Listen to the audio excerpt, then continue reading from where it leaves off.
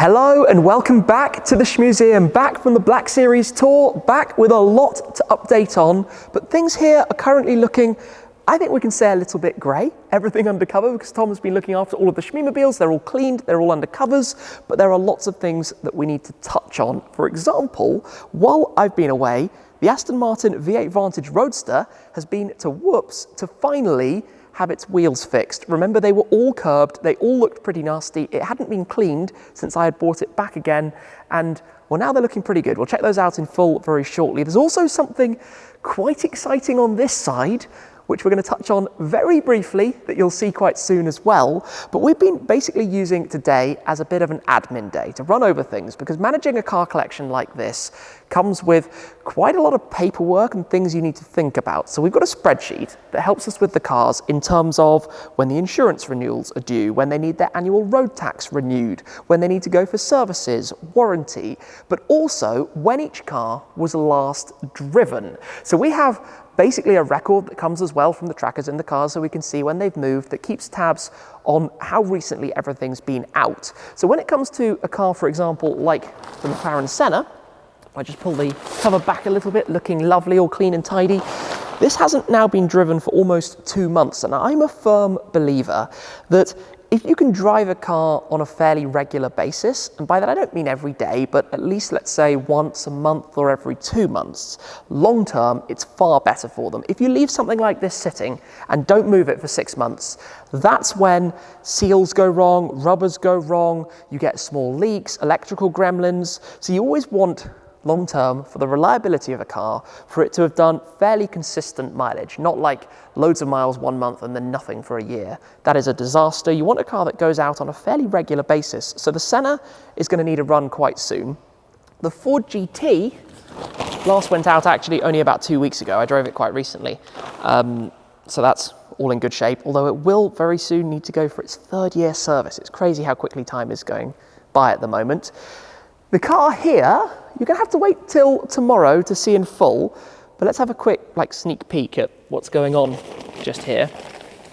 Yes, you're seeing what I'm seeing. Stay tuned for more of that very, very soon.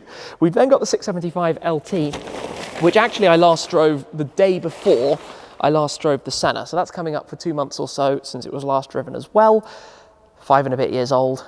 Needs to keep running, but does run really well. This is the thing with McLarens. Obviously, a lot of people talk about McLaren reliability and quality issues, but if you drive them and you do miles and they get driven regularly, they're way better than the cars that have done very few miles. Way, way, way better. Now, the GT8 is quite old school. It's, again, not been driven actually for quite a long time, but because it's, I guess, fairly simple in its mechanics, it doesn't have all of the complicated technology. It's a bit more reliable, but we're probably going to need to take that out as well. Then over on this side of the garage, we actually come past the 100k balloons, which are still here. Thank you again to all of you. Now about 107,000 of you, which is crazy. And it's amazing that they're still up as well, which is cool. We've got the Heritage RS, which is going to be due a service as well pretty soon, I think about 3 years old, which has been cleaned up finally. I've been driving it a bit in recent weeks with a lot of the grimy weather that we've been having. It's been getting pretty nasty over here. We've got the GR Yaris. Still not quite sure what the long-term plan with the GR Yaris is, but it is much cleaner now than it was after we had taken it around the field. So thanks to Tom for that, for giving it a couple of washes to get all of the mud and dirt and everything out of it. We've got the GTR Roadster, which of course did not join the tour to AMG, but it has done 2 trips to the continent this year already, and I've driven it a bit over the last month or so. So it's all good for the time being. That could probably sit for ages. We've got the C63 Black Series, which Tom has already cleaned up and parked back up. We've got a lot of things we need to do with this, and I guess we'll cover some more of those in the not too distant future. M3, also undercover. All the cars basically in hibernation. It's that time of year, hey? Weather outside is miserable and grim. Everything's plugged into their CTEC smart chargers, just chilling, taking life easily. And then we come to the Vantage Roadster, which is clean. Remember when I bought it, it was not cleaned, it was very spontaneous. It is now looking beautiful. The glacial blue paint is lovely, and those wheels are now completed. All of them were curbed. All 4 corners of the car were curbed and damaged, dirty, and in a really bad way. So Whoops have basically gone back to basics, completely refinished them, bright metallic silver, looking lovely, very smart, I think really fitting in with what this car is all about. Elegant and just a lovely thing. The Clio probably needs a wash. It also needs its MOT test soon. In the UK, the annual road check that you have to do every year. The MOT on that, which will be 16 years old, something like that. Crazy. Time flies by. We've got the G-Wagon, which is 2.5 years old or so almost. Obviously picking up the miles, looking a complete mess, absolutely filthy. And the Taycan, which is plugged in at the moment. But one of the problems we have here with the time of year, and given the fact that we're on a farm, is that outside gets pretty dirty, and that seems to come in whatever we do as well. So we have a floor that we're going to need to work out how to keep clean, and that might be that over here at the entrance we need to have some kind of mats when you drive in, so you drive over the mats and that will take off most of the dirt from the tyres. Obviously we're generally keeping dirty cars over towards the entrance area, but this is going to be a thing in the future, especially with a collection that's being used. You know, often in like a museum environment the cars would never move. All of these do every month, so that makes it much more of a challenge in terms of how we're going to do that. Anyway, today we're going to take some cars out to give them a run, given how long it's been. But there are a few more things that I'd like to show you first. There are a few new things here at the Shmuseum as well to show you through. The first of which is this pile that we have here of a new set of wheels and tyres for the AMG GT Black Series. The factory wheels in the satin black with the silver lip, fitted with the Cup 2R tyres, the MO1A fitment for the GT Black Series. Now, I've always thought about this because of course with cars, if you're going to use them a lot, sometimes it's very helpful to have multiple different sets of wheels and tyres so that you can hot swap them over depending what you want, whether that's your summer or winter set or your road and track set, whatever it might be. But with the GT Black Series, because they have these specific tyres which have the little stamp graphic that you just saw on them, they're really hard to get at the moment. It's limited supply right now of tyres to begin with, and with the car basically going through production, every single set of these that gets made goes to the new cars, which means if I were to wait until mine were completely gone, which is happening very quickly because of how many laps I'm doing at the Nürburgring, it would be really quite hard to then have to park it up somewhere to get some new ones. So I figured we'd get some new ones in advance, especially given that over here we've got all of the tools that we need thanks to our purchases on eBay to be able to do it in the garage. So we've now got a completely new set of wheels, we've got all of the tyres ready for the car, then when those go on I can get the old wheels set up with some new tyres and swap it over, because I intend to do quite a lot of miles with the GT Black Series going forward. Another thing that has arrived which is really cool is this, the Carrera GT face-off with the Ford GT and the 911 RSR, and this is actually the Brumos collection livery, and I went to visit the Brumos collection in Florida earlier this year, so this is really quite fun. These guys have sent this over, and obviously it's going to be a big part of the mezzanine, the game area, the grown-up toy room. I mean, that's what this whole place is, right? The man cave. But when the mezzanine is built up over that side, we're definitely going to have all of these kind of things set up.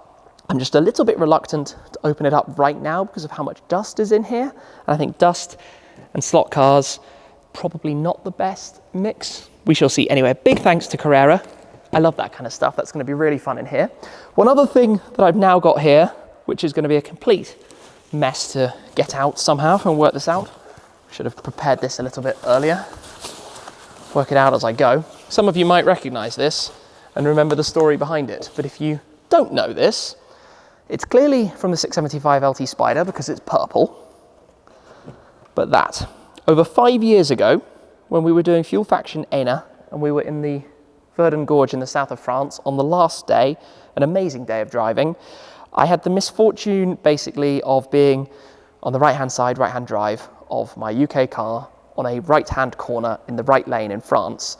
When coming towards, around the corner, a car decided to overtake on a blind bend. That wasn't good. The car in front of me slammed on the brakes, I slammed on my brakes, but I kind of let it roll because I wasn't really sure of what was happening because I couldn't see. And unfortunately, I tapped the car in front at like 2 or 3 miles per hour. They were fine. Carbon was not fine. Carbon completely splintered, and it's only stayed together because of course it's got PPF on it, the Topaz PPF, which is kind of cool just to see, but obviously carbon splinters, completely cracks and fractures. But given the car at the time was only about 4 weeks old, it just went straight back to MSO. They repainted the front, and actually it's had a front end respray since then anyway, so no big deal. But another part to be in this collection of random car bits that we've basically got accumulating by the day, that I'm just keeping everything. I think it's fun, and here in the garage, you know, ultimately we're going to be able to make some really cool stuff with all of this down the line. I don't know why I'm carefully packaging up a broken car part. That makes no sense at all.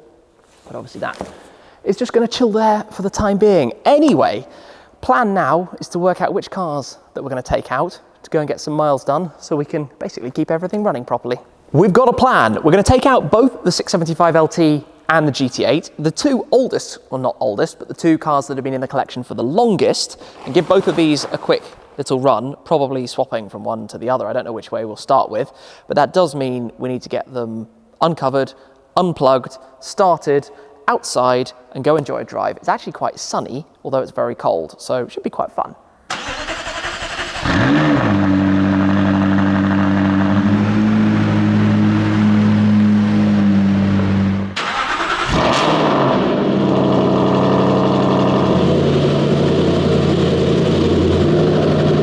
Well, the sun is out, so naturally the roof is down. I'm sorry for any wind noise, but on a day like today, this is exactly, with that racket out in front, oh, that was an epic crack.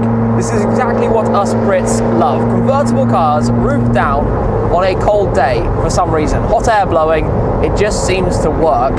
And following that noisy thing, I had forgotten quite how loud the GT8 is, and I'd also forgotten quite how good this sounds, to be honest. Because when this generation of McLaren came out, actually people were like, that's really quiet compared to everything at the time.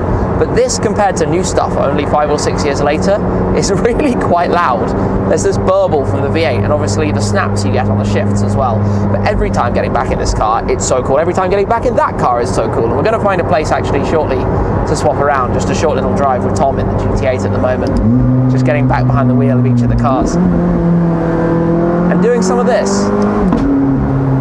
With those bangs. Not quite sure how loudly you guys actually hear that, but GT8 is so cool on the road. It just makes these burbles and loud V8 noises, which is exactly what it's all about. Driving the cars, and that's one of the fun things I've said before with having the Shmuseum, is that we have this ability to just hop out in a car for a short drive if we want to, and it's so good to just be able to enjoy these cars really as intended. This is what they're for at the end of the day, right? They're built to be driven. We're about to head up a really nice road as well. I can tell you this is going to be a lot of fun.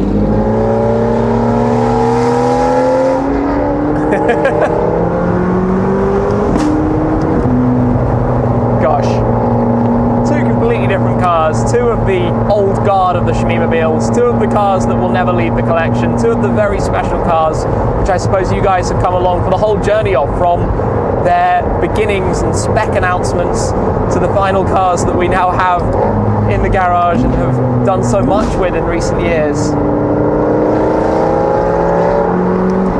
I hope that you can hear the GT8 as loudly as I hear it.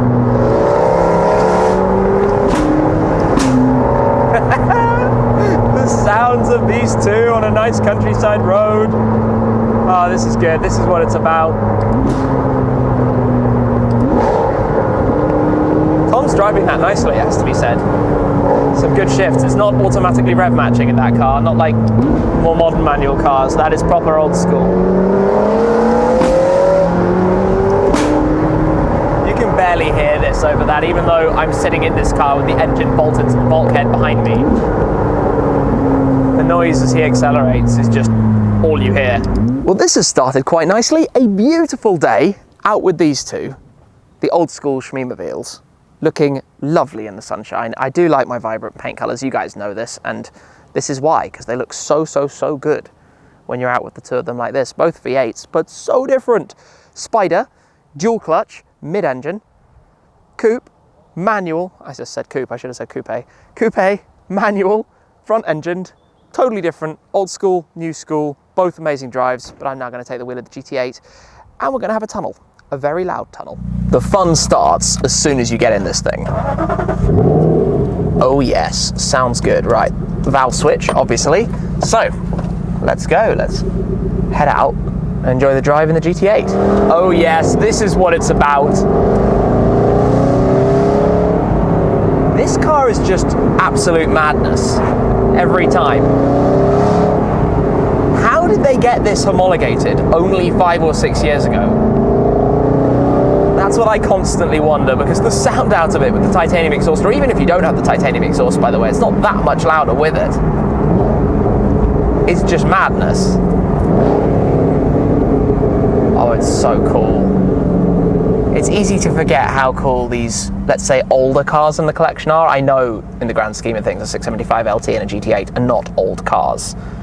But I suppose in my weird, very fast-paced world, they feel quite old just because so much has happened since I bought either of these. And to drive them every time, I think that's one of the fun things about the Shmuseum channel, to be able to talk in more depth, you know, like we did about the costs of owning the 675 LT recently and running through actually everything behind it, because there's probably so much that would take a lot of people by surprise, maybe. And I have to say, by the way, in that video, I estimated the value of the 675 LT. I think I said it's somewhere just shy of £200,000, like 150 to 200. And that was actually downplaying it. It's worth more than that. I didn't really realize at the time, but they are changing hands into the 200s. And I think an MSO spec like mine, it's not for sale, so it's all theoretical anyway, but would be in the ballpark of 225, 230, 240, something like that at the moment. Like I say, it's theoretical because the car's not for sale.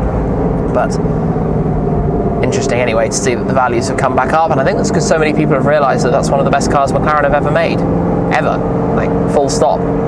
Obviously the Senna is faster, the P1 has more tech, the 765 LT is massively quicker, the 600 LT is great fun, but the 675 LT was just a winning formula. They did so well with it, and it looks so good out on the road, especially with the roof down in the sunshine now. That long tail, that new look that they gave it for the rear end was just perfection. The design and engineering teams did everything very, very, very well with that one. And then obviously this is such a different car. As we crawl through sleepy little villages, the sound of this burbling is something, it's just so involving. It's so much about the driver-focused nature of it. And I love being back at the wheel every time I drive this car, even if we're just going 30 miles an hour as we head towards the more open roads. And this is where it's like a cacophony of noise is unleashed.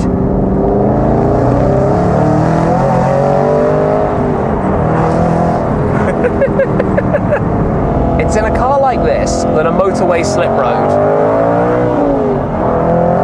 becomes a lot of fun, because it's quite frankly ridiculous. We have the Hatfield tunnel in front of us, and I guess we might even have the 675 LT coming straight past, which would always be quite fun anyway.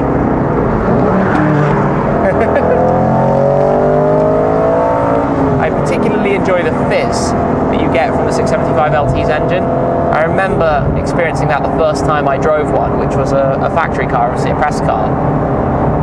But that was a long time ago, 6 to 7 years ago now, I would think. Anyway, a bit of tunnel action coming up, so there's only one way to do this.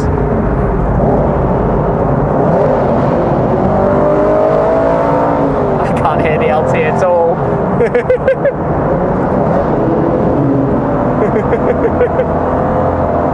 It's almost funny how loud this is, and if you put the window down it makes very little difference.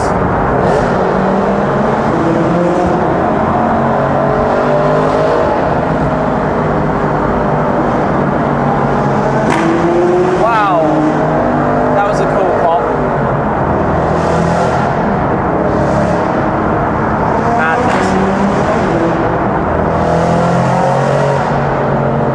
Just silly, to be honest. And back into 6th gear, window closed, and a cruise.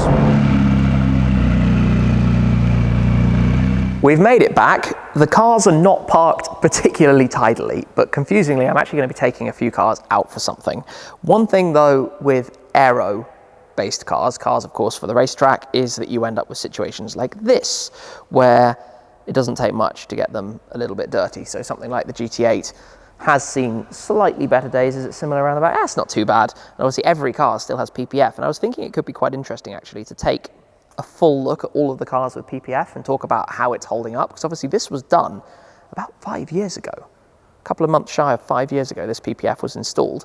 Obviously no yellowing, and the quality of the paint underneath is perfect, and that's the whole point of it. So maybe we'll do a full update on that, having a look at all of the cars in detail. But there are general things, like when you use cars a lot, as much as each of these have, the LT's done something like 17,000 miles, things like very bright silver wheels basically end up getting a few small chips and things, and these have all been fixed up, so they look quite nice now, but you can't really avoid it. It's just a side effect of use of these kind of cars, especially when you have Trofeo Rs, sticky rubber, and obviously most track focus cars have the stickiest of rubber they possibly can for the tyres. And we'll try and work out though what's going to go where. But actually, one thing I'd quite like to do is a little bit of shuffling, constantly shuffling, moving cars from one place to another, to prepare for the others that are coming in and what's going to end up where. So, we've got some moving around to do. The LT is actually going to move to where the STO was, because we're going to have, effectively, the SLS Black Series and GT Black Series, the LT in the centre, then the GT and the STO. That's the plan for this side, which means the GT8 is going to move to be alongside the Vantage Roadster, the M3 is going to go over there, and the G is going to go at the end. So we've got a fair bit of shuffling to go, and I suppose I should probably be giving Tom some helping hands to make sure we end up lining this up correctly. Just like that. Now straight back, dead straight back, dead straight all the way until a little bit more, little bit more, little bit more, little bit more, and stop. Perfect. Lovely. And then we'll plug them all back onto their chargers afterwards. But for the time being, that shall work nicely. Goodness me. I forgot how loud that is. The Remus exhaust. That makes the whole building shake.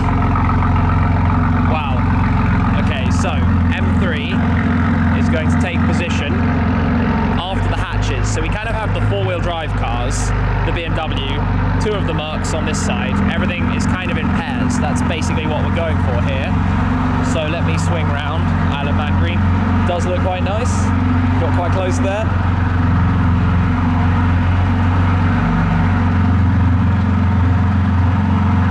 How's that look? That looks quite nice. Touch that way. Touch straight. Yeah, that looks quite nice. That looks quite nice indeed. Very well sandwiched between the two. Just line it back. Go, go, go. Stop. Perfect. Lovely. That is so loud.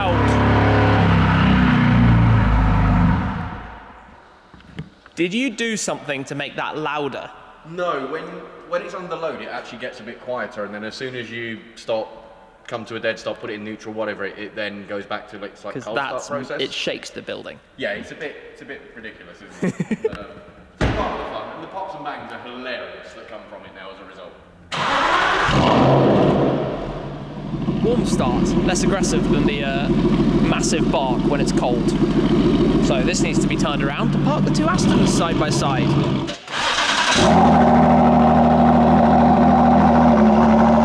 Not a bad sound for the GT.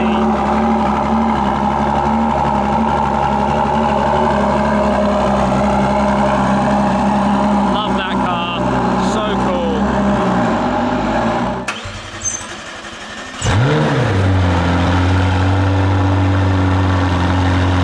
Senna time.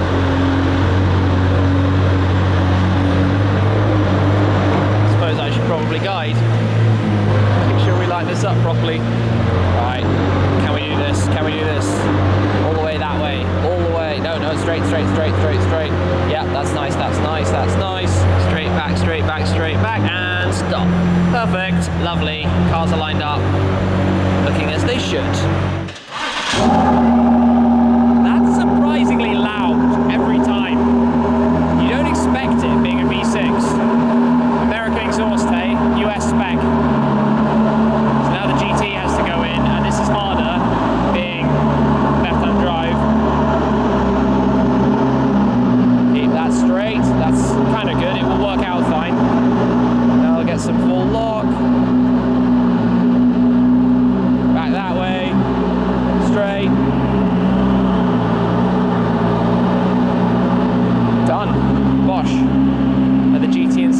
straight to one another? That's always the challenge. I think they are. I think that's good. Perfect. Nice. The Vantage Roadster is just getting a small shuffle forwards so that it's not sitting oddly back as it is at the moment. So, which way are we going? Yeah, that looks good. Straight. Come forward, come forward, come forward, come forward. This is measuring the line. Tiny bit more. Stop. Done. Perfect. In place. Job's a good one. That side is looking cool, apart from the G that's missing at the end, but I love it. And just like that, we have moved a lot of the cars around. And this is a little bit forward thinking, as I said, because in the future we will have an SF90 here, and the idea for that is that it will live when it's new in what we're calling the halo space, which will be part of the office and the mezzanine. There will also be the Lotus Emira, and potentially another car or two as well. And obviously there are going to be lifts down this side, but I'm quite liking this pairing thing, if we can call it that. You know, the Clio is obviously on its own, but next to the Vantage, the two OG cars, I guess for me. We've then got the two Astons, we've got two of the Mercs, we've got the BMW, which is kind of on its own here in the garage, the two hatchbacks with the G alongside them. The two missing Mercs will obviously fill that gap in the corner. The SLS black will sit at the end, then the GT black. So we'll have navy blue, yellow, purple, light blue, red, pink and yellow. And obviously the Taycan is over in the EV charging bay, and the G-Wagon will go back over into that corner when it's all been cleaned up and ready to park as well. So I think we've done quite a good job there. We've taken some cars out for a run, which is always fun, especially on a lovely day. We've organised a few things, and we've taken a look at some more of the stuff that's now arrived. There are constantly going to be more and more things, I think, just popping up in here, especially as we start to get it built up a little bit more. But that is going to be all, I think, from the Shmuseum today. Until next time.